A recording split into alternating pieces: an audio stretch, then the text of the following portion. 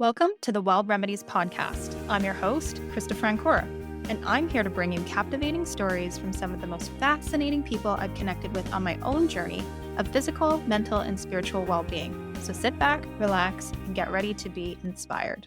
Hi, friends. Welcome to another episode of the Wild Remedies podcast. Today, we are doing a solo-sode. So what does that mean? It means I am just going to blab on about the story that I think is important and that I think might help some of you along your healing journey if you are on one. I feel like most of us are these days. But so this story is really interesting. It's a journey that I'm still on, to be honest, but I've made a lot of progress. I used to be on 8 prescription medications at one point in my life. And just recently, I finally got to the coveted number of zero prescriptions. I am no longer hooked on Pharma, y'all. It's a bit of a miracle. It's taken, 30 years of my life to get to this point. But I just wanted to share with you guys how I did it and give you a background as to, what I was suffering with. I think a lot of these issues are very common for people. So you might see yourself in part of my story. None of this is meant to be health advice, okay? Do your own research, listen to your body, your intuition, all of those things. But I just want to share what's worked for me and my story, and hopefully inspire some folks in order to, move down that path of wellness and to continue finding things that work for you. So if we move it back all the way to when I was a kid, I had everything. I was sick all the time. In fact, my sister and I both were. We had a friend, my mom's friend, her best friend, Brenda, lovingly called us the AIDS family because we're literally always sick.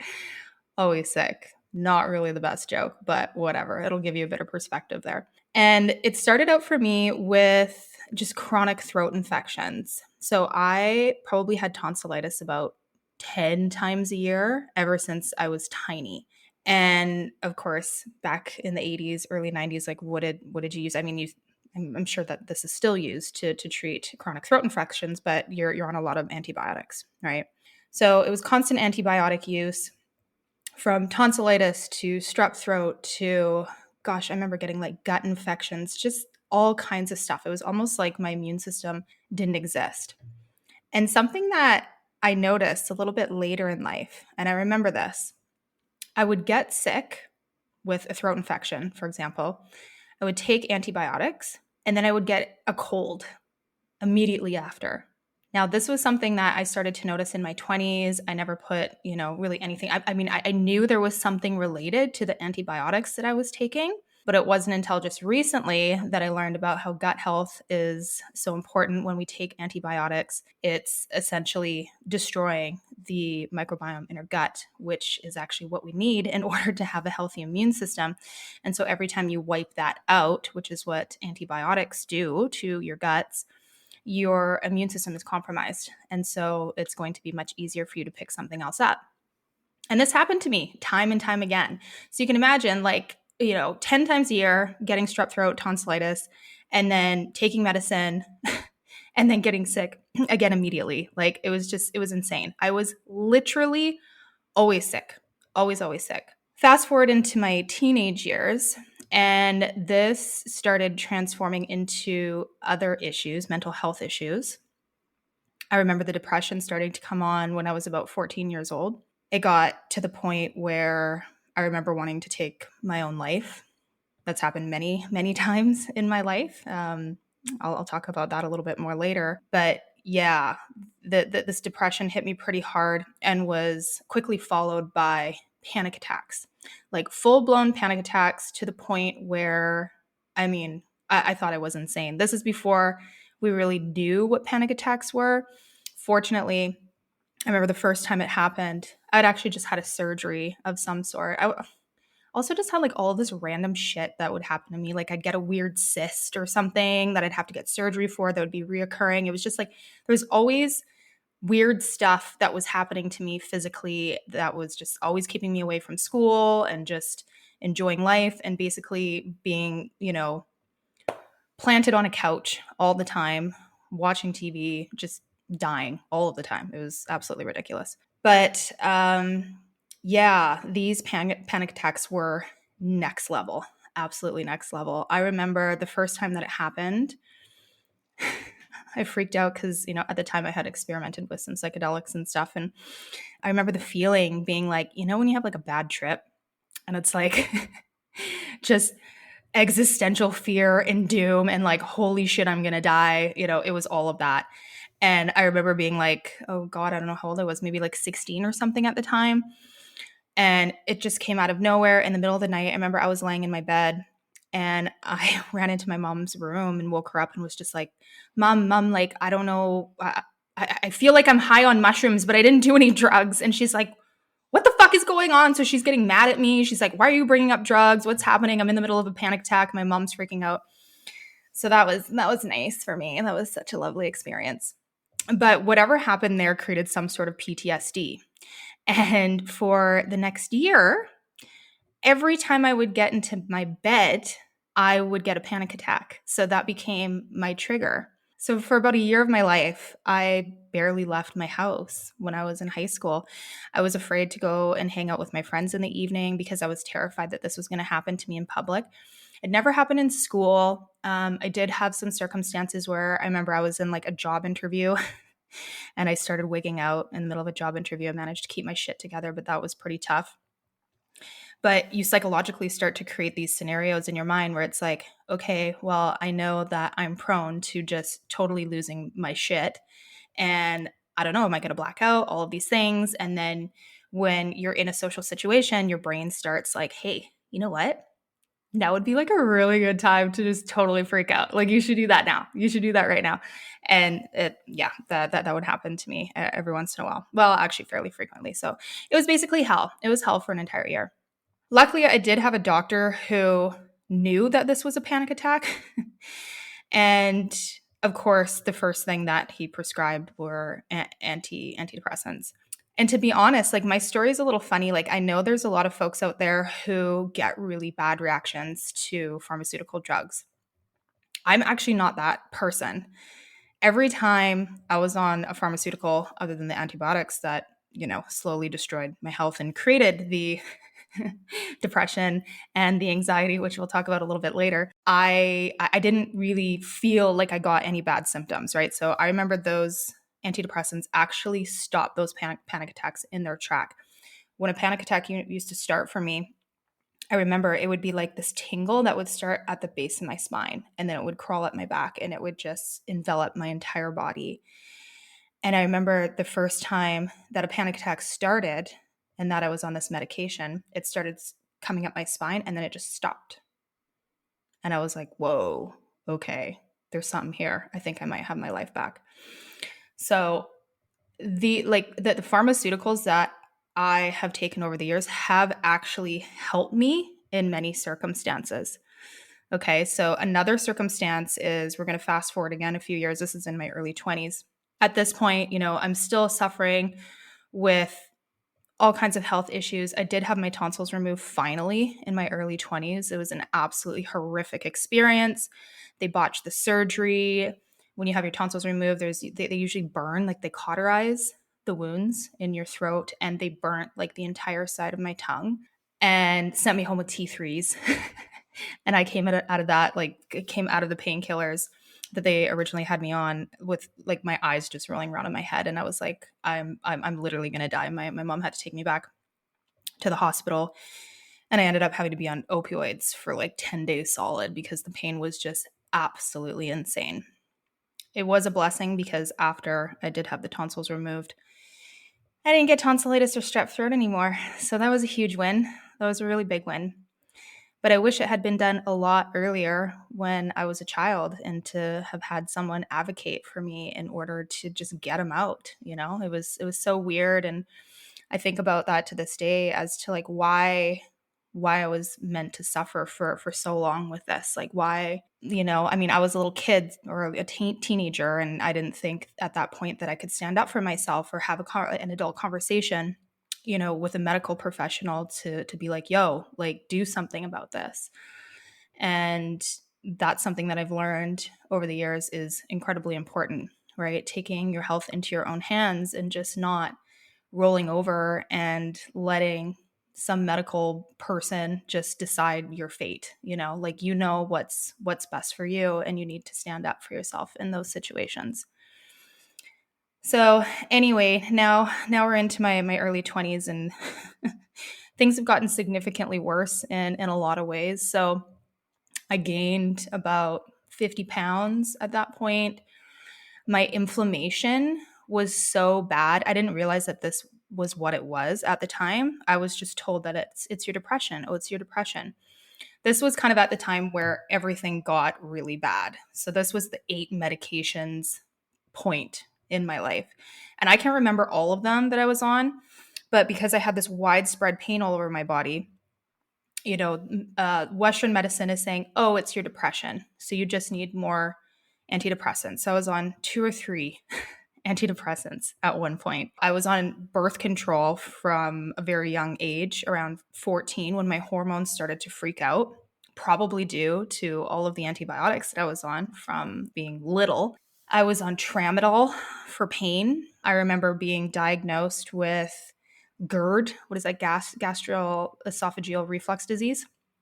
And they were recommending surgery and all of these things. They didn't ask me about my diet or anything, right? And I was eating like shit, like I had no clue about nutrition at that point. I was self-medicating because I was miserable. Like I was still constantly sick. And it was worse. Like it was much worse. This was, we're now getting to a point where I can barely get out of bed. I remember going uptown and attempting to go shopping and just stopping dead in my tracks in the middle of the mall and being like, I have to go home. Like I can't take another step. I literally couldn't function. I did function, to some degree. I started my own business. I was always very, I guess, I don't know, entrepreneurial. I still, I wanted to do things in my life. I would get little bits of, I guess, enough health, enough relief in order to get to work at least 3 days a week. And the rest of the week would just be a complete disaster. And then, of course, I'd go out on the weekends and party because I'm in my 20s and, alcohol and drugs numb the pain. And so that was also contributing to this horrible cycle that I was on. And I've alluded to this story before. You probably heard me talk about how Netflix saved my life. But during this period of, I guess, rock bottom that I got to, so we're talking the 8 prescriptions, can't get out of bed, all of these things, doctors telling me that, well, you're just a really sick person. You're going to be sick for the rest of your life. This was when I got introduced to just some documentaries on Netflix. So I watched, Hungry for Change, I believe is one of them. I watched The Secret as well. And these were really big paradigm shifters for me. The biggest one, they were both really big, but the nutrition aspect for me was really big because, I was exposed to information that showed me a lot of the stuff that the food industry puts into our food is making us sick, and they do it on purpose. And all of the chemicals and the things that are put in the food and the creams that we put on our bodies and all of these things have a negative effect on our health. And I'm thinking about all of the garbage that I've been eating over the years, just not even considering it, being like, oh, well, this is probably not the best thing for me. But, really having no idea how much food affects your physiology. That was an immediate eye opener for me. And then also The Secret was very eye-opening because it showed me that you don't have to be a victim of your circumstances and that you can actually create your reality. And that all that information in a very short period of time kind of launched me on my initial health journey. Now, it's been a bit of a bumpy road. Okay. So, and I'm the type of person where I'm all or nothing, right? So I will jump right into a new thing, a new fad, whatever, just try it to death. It'll work for a bit and then I'll jump onto the next thing. And, I don't I don't do that as much anymore. I'm really focused more on intuitive eating, listening to my body, focusing on like blood sugar and all these things, which I'll talk about again later. But the first thing that I did was I did like a vegan cleanse. So Chris Carr is a phenomenal author. If you haven't heard of her, she's essentially put her cancer into remission by focusing on juicing and just eating a very vegan diet. I'm not vegan. I was vegetarian for several years after doing this diet, but I do eat meat again.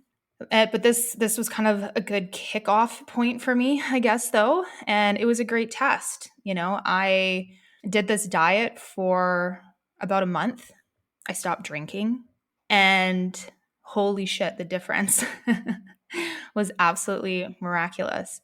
And this is a really hard thing to do. I've had this conversation with many people who are just like, oh, well, I don't want to eat all of this healthy food because it tastes like crap. And, I totally get that. I love cooking. And so this was a fun process for me where I was exploring new foods and fresh foods and trying different combinations and things in order to create stuff that was still really delicious. And so for me, it was more of like, it became really creative. So I had a lot of fun with it. And also, I was getting big rewards. My body was changing very quickly. My energy levels, like that, I was still struggling because there was all this inflammation, and I still didn't have any idea about gut health at that point. But it did definitely change the direction in my life very significantly. I had more and more better days. I was able to function better. And eventually it allowed me to get to a place where I felt comfortable enough to sell all my stuff and move overseas and move to Malaysia for a few years and started traveling and all of this stuff. I would have never been able to do that prior. I honestly felt that I was going to have to live at my parents' house for the rest of my life because I couldn't function. It really felt like I was disabled, and that was how I was going to have to live out the rest of my days. So just through nutrition alone and putting whole foods in my body was miraculous in itself. And so there were still struggles, right? Like I was still struggling with my energy. I would get this pain, this inflammation in my body. And I chalked this up to depression symptoms, right? Like this is always, I remember, those Pfizer commercials or whatever on TV. And one of them said something like, do you have pain with your depression? Like, do you get achy joints when you're depressed? Well, chances are you have severe clinical depression and da da da da. And this is exactly, the rhetoric that my medical doctor would say to me as well. And it was just like, okay, well, you got pain. Well, you definitely have really, really bad depression then, and we got to jack up that dose.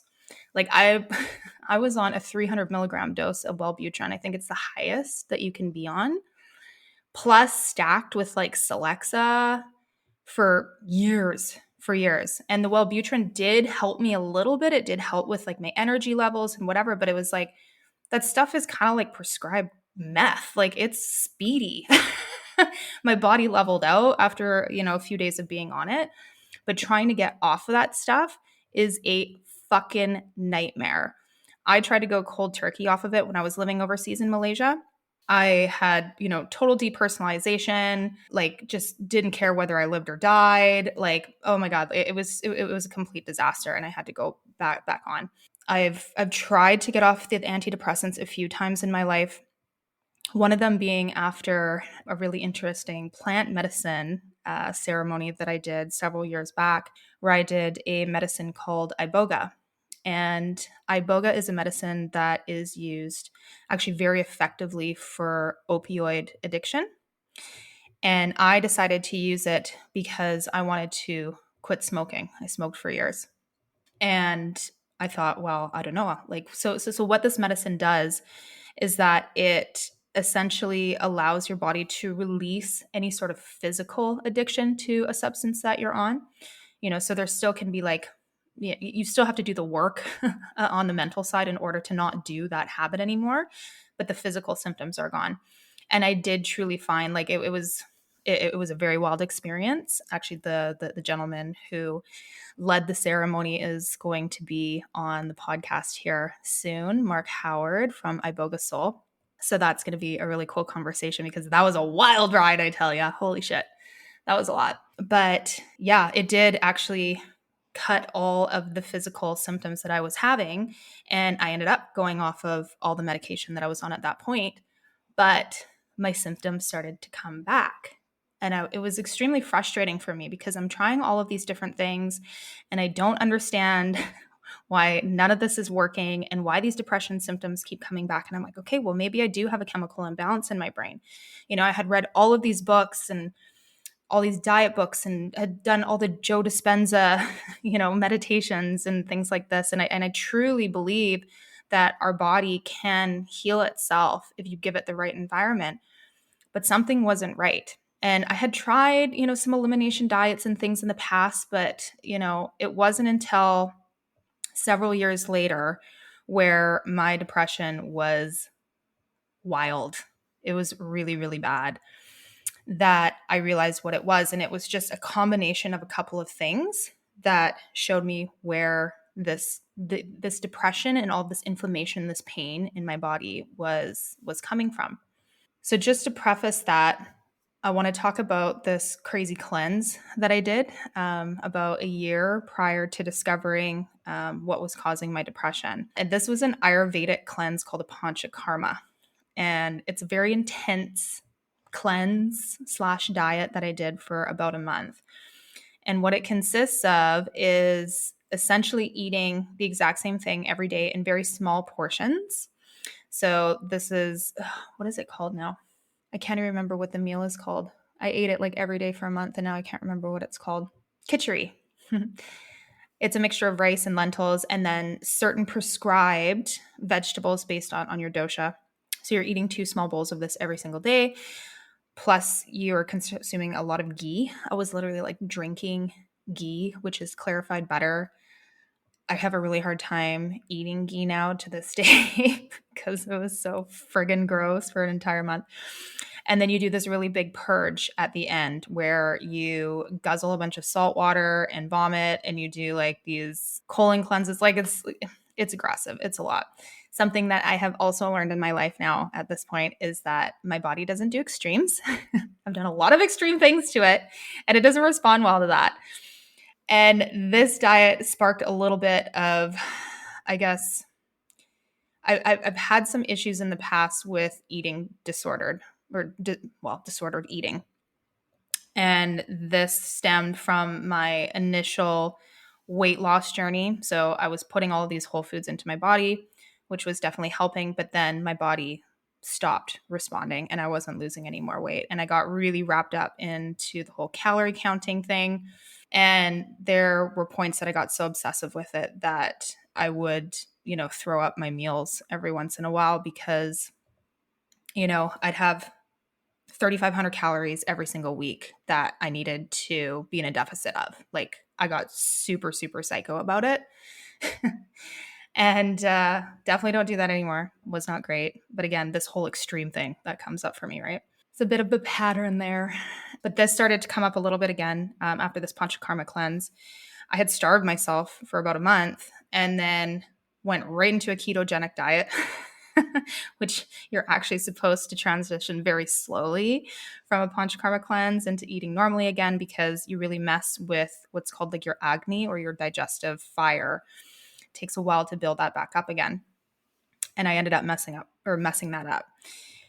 What it also did that I recognize about a year or two later is that it fucked up my guts even more. So at this point, unknowingly, I'm still dealing with a lot of gut issues. Okay. So years of antibiotic use, still have all of these gut imbalances and things, dealing with leaky gut syndrome and not realizing it. Right. And after doing this really intense cleanse, I started getting SIBO symptoms. So this is essentially where you have extreme gut dysbiosis and you have all kinds of gut problems from bloating to diarrhea to all these things. It was just exceptionally uncomfortable and it's very, very, very difficult to cure. Now, at this point, I guess I'm going to fast forward to what really helped me with the depression and a lot of my symptoms. And I discovered this because I ended up doing a ketogenic diet again. I did that for about 3 months. And, I feel pretty okay on a keto diet. It is really, it's fairly restrictive, but I do better on less carbs. But I was still, dipping in energy a little bit here and there and having some pain and inflammation. But the way that I love to do extremes is that I went from this keto diet and then I quit and ate a whole bunch of like bread and breakfast cereal, which is not common for me. But again, it's like, oh, I ate nothing for 3 or 4 months and now I'm going to binge. And this is where I really recognized that I had a problem with gluten. So within a couple of days, again, I ate like bread, breakfast cereal, and about 3 days later, I was hit so badly with gluten poisoning, whatever, that I could barely function. And like all my really bad depression symptoms, depression in air quotes, depression symptoms came crashing back. Like I remember I could barely walk. I remember like being bent over and like trying to get to the kitchen. And I was like, holy shit. And my roommate at the time had studied nutrition. She was like, you know what, dude? I think you need to read this book. And she had this book sitting around. It's the GAPS book, the Gut and Psychology Syndrome book. And this was such a big game changer for me. I read this book, and essentially the book is about how leaky gut or gut dysbiosis, all of these gut issues, lead to things like autoimmune diseases. They lead to like Parkinson's or MS. They create all kinds of mental illness. They talk about ADHD, depression, anxiety, panic attacks, schizophrenia, all of these things. And I'm going like, oh my God, like this makes so much sense. This makes so much sense. And so I went on a journey of, well, never eating fucking gluten again for the rest of my life. I can tell you that much. My God, did that ever make a difference? But also just healing my gut. So for 2 years solid, I drank bone broth every single morning, like without fail for 2 years. I also included some aloe and probiotics. There was a really fabulous probiotic that I've been taking. I'll link it in the show notes. What is the brand? I think it's called Just Thrive, which worked great for me. So I highly recommend that. I still take it. I just think, like I eat a lot of fermented food, but I also just like to have it as like a safety thing that I have every single day. I actually discovered that product on a podcast, and it just seemed like the company had really high integrity and they knew what they were talking about. So I ended up getting that one. And I also discovered 2 other botanical products around that time for SIBO that I started taking too. So I was seeing naturopaths and all kinds of people during this period, but nothing that they were giving me helped. Actually, I've never really gotten any benefit from working with a naturopathic doctor. I know that maybe like might sound kind of weird, but I honestly haven't. Like everything that has helped me over the years has kind of been my own self-discovery and just trying shit, which is, kind of remarkable, really. So depression and anxiety basically disappear after a few months of not eating gluten anymore and taking these other 2 herbal supplements for SIBO.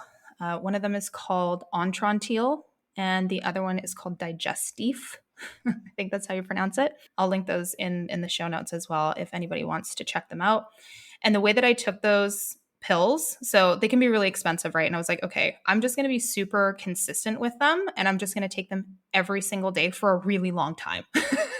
That was my strategy. Like, because I think it says like you have to take them 3 times a day or whatever, and I have a hard time with anything that's 3 times a day. I can do once, maybe twice, but even that's hard. Like I'm just used to having years of getting up in the morning and taking a fistful of, we used to be pharmaceuticals, then it was supplements, and now it's like literally nothing. But yeah, that always worked well for me. So I ended up just being very, very consistent with those because SIBO does take a very long time to heal as well. And so I just took it every day for, again, probably like 2 years, and managed to heal all of that stuff on my own with the help of herbs, of course, because nature has got my back. Now, okay, where am I now? I've just been blabbing about all of these things and I totally forgot where I'm at. Okay, so we're talking about the bone broth, the probiotics, all of that sort of stuff. Okay, so I mean, this totally transformed my life. Being bedridden with depression and all these things, and then having a life again was absolutely amazing. So super exciting. Yay. Still struggling with some underlying health conditions, one of them being high blood pressure. Now, this was diagnosed officially by my medical doctor a few years ago. I have had high blood pressure for years, and originally I thought it was because, I had gained a significant amount of weight, but I was eating super healthy and whatever, and it was still there, but I was traveling. I was overseas for years and I was young and I was just like, fuck it, I don't care, like it's fine. But then I moved back to Canada. I was like, maybe now that I have health insurance again, it might be a good opportunity to figure out what this actually is.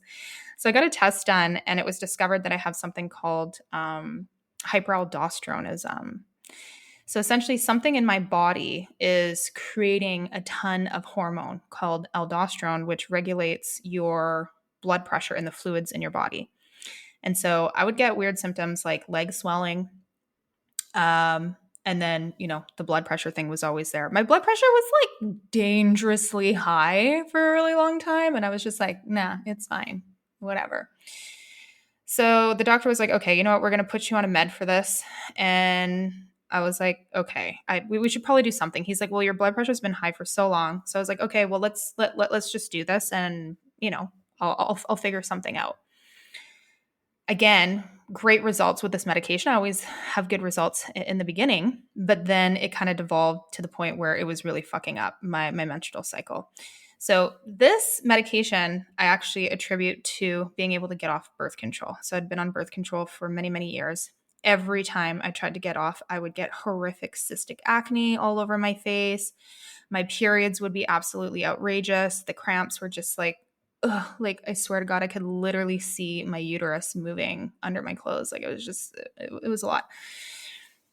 And, spironolactone it adjusts your hormones, and it can be prescribed for people who have hormone imbalances, and especially for acne. So I thought, okay, well, if I'm going to be on this stuff, I'm going to try to get off another medication. So I was still on a lot of things at this point. I was off of most of my antidepressants except for one, the Wellbutrin. I hadn't been on pain medication for years. But I was still on birth control and the Wellbutrin at that point. Now we've added spironolactone, and I was like, okay, well, let's try to eliminate one. So after being on that for a few months and, seeing my skin was clear and whatever, I was like, okay, I'm going to try to go off birth control. And I actually managed to get off of it with like 0 symptoms. So that was fabulous. And I think with birth control, it's extremely hard. Like your body gets so used to it, being on it for so long. I didn't even know, like, I don't think I've had a real period most of my life, right? Like I started taking birth control when I was like 14 years old, and I didn't get off of it until 34? I was on it for like 20 years. It's crazy. I'm still just starting to learn my cycles and stuff because I just recently got off of spironolactone, which I'll explain. Yeah. The Spiro started to become an issue for me. But at this point, I recognized that this was actually my body starting to talk to me and that it was healing. So this is the point where I really started to pay attention to the signs and the symptoms that my body was, giving me. Before it was just like, oh, this is inconvenient, let's fix it with something. Now I'm like, okay, there's something here that I need to pay attention to. With the spironolactone, I was starting to get like three menstrual cycles a month. I was basically just like bleeding constantly. And I was like, something's not right here. And intuitively, I was like, you know what? I'm just going to wean off some of this medication on my own and just see. I didn't talk to my doctor or anything. I started weaning off. And this was also under advisement. Well, not advisement, but encouragement with one of the intuitive coaches that I work with. So I've mentioned this before in a few episodes, and actually, Heather, who is also going to be on our podcast, is one of the people that I've been working with in a multitude of ways, supporting me in my life, but part of it being my health journey. And she is psychic and was essentially helping me along this journey, right? So this is a very personalized type of medicine where, and it's very woo woo. I know it's going to sound weird for a lot of folks, but it has really been miraculous for me. I have had messages and things come through from my spirit guides that have pointed me in the right direction for a lot of things. Like, hey, you're going to be okay if you wean off this medication. Hey, there's actually something going on with your thyroid that is causing a lot of these imbalances in your body. Hey, the reason that your thyroid is actually imbalanced is because of childhood trauma and not being able to speak your truth. And I'm going like, oh wow, remember how I had tonsillitis all those years? Like what is all in the region of the thyroid, right? We went from tonsillitis, we had the tonsils removed, then I had all the weight gain and all the inflammation and the stuff that happened, with the hyperaldosteronism and all that stuff. So it's like we removed one physical thing, which was the tonsils, but then it moved into something else.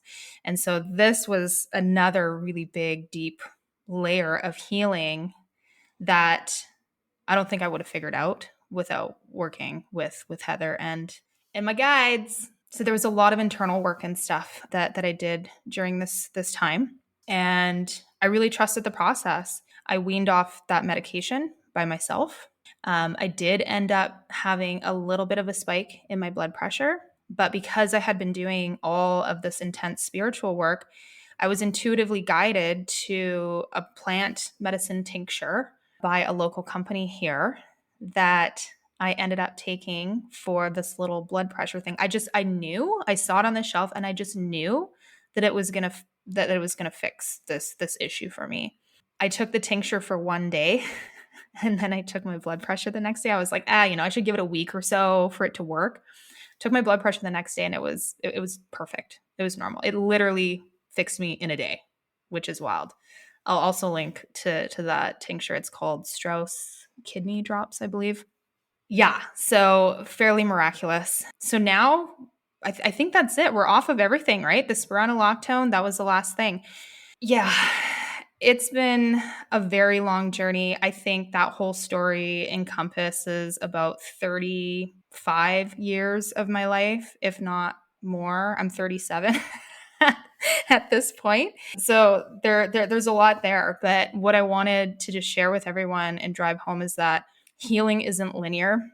Some of us are tasked in this lifetime with a lot of suffering to go through and a lot of challenges.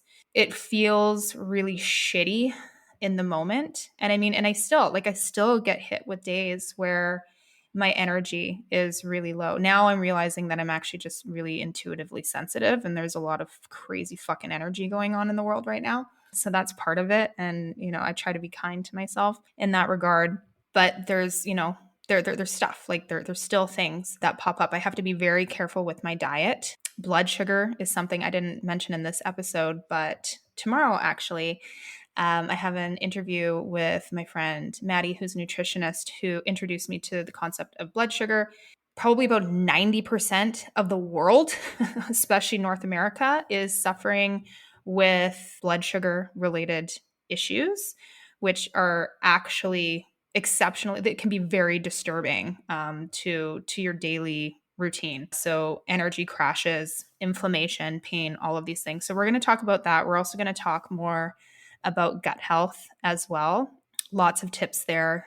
And yeah, and all of the woo-woo things that I spoke about as well aren't really so woo-woo. We really do create energetic imprints in our bodies when we have a traumatic experience in our lives. And if we don't address those root causes, those physical manifestations of that trauma, they don't go away. They just get worse or they transform. So truly healing health issues really does require digging deep and doing shadow work and finding help in whatever way resonates for you. I'm really drawn to spirituality and mysticism and all those things. And so that's been a great tool for me. But there's all kinds of stuff out there like breath work and different somatic things that you can be doing. Heck, even like primal screaming in your car when you're you're having a bit of a mental breakdown. It releases like it's emotion is like it's essentially like a substance that's in motion in your body and you need to release it, right? When we hold on to these things, they fester and they manifest into stuff like health issues, cancer, all of those sorts of things. So yeah, hopefully somebody out there is going to get some sort of wisdom nugget from this rant. I know it wasn't very linear. It was a little bit all over the place.